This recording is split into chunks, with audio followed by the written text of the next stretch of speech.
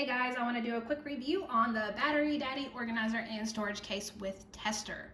So this storage case will actually hold 180 batteries. It is double-sided, so you can store batteries not only in the front, but the back of the storage case.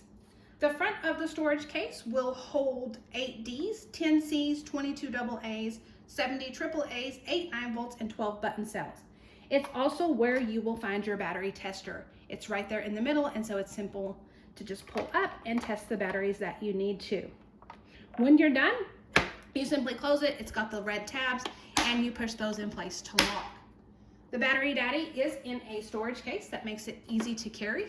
It's got the little handles there that fit right with your finger, and so you're easily able to pick it up. Now, the back of the storage case will hold 54 AA's, and it will also hold 2 AA's right here in the corner.